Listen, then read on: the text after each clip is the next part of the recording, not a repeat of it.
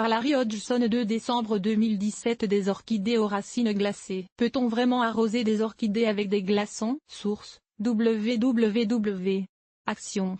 Comme on voit souvent, affiché sur une orchidée, une étiquette suggérant de l'arroser avec un glaçon, cube de glace, ou 2 ou 3 glaçons, selon la taille de la plante. C'est une idée géniale pour le marchand qui l'a inventé. Cependant, comme la quantité d'eau ainsi dégagée est insuffisante et ne se rend pas à toutes les racines, la plante demeure en permanence dans une situation de stress hydrique. Pas morte, mais pas bien non plus. Au début, le jardinier crie victoire, je l'ai essayé et ça fonctionne. Car la floraison dure et dure. Il est dans la nature des Phalaenopsis, Phalaenopsis cvs, l'espèce d'orchidée en question, de rester en fleurs plusieurs mois. Mais il est confondu par la suite. Pourquoi mon orchidée ne refleurit-elle pas? Ou, pire encore, je ne sais pas ce que j'ai pu faire de mal, mais mon orchidée est morte et il n'associe pas la technique d'arrosage avec le dépérissement à retardement du plant. Phalaenopsis très stressé, regardez comme ses feuilles pendent mollement, par un manque d'eau.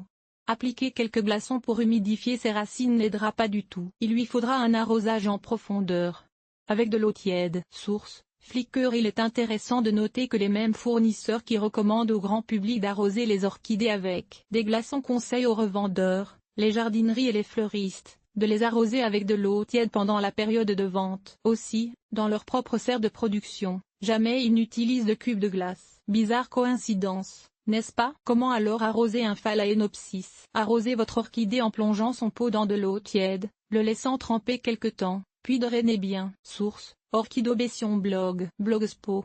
Comme toucher au terreau. Quand il est sec au toucher, ce qui peut prendre 1 semaine, 2 semaines ou même 3 semaines, selon les conditions chez vous. Et attention, les conditions peuvent varier selon la saison. Enlevez le pot de culture du cache-pot et plongez-le dans un seau d'eau ou dans un évier partiellement rempli. Utilisez toujours de l'eau tiède, jamais glacée. Point seulement le pot doit être dans l'eau, pas les feuilles, si possible. Laissez le pot tremper pendant 10, 20, 30 minutes, même 1 heure, puis enlevez-le du bassin et laissez-le se drainer. Après, remettez le pot dans le cache-pot.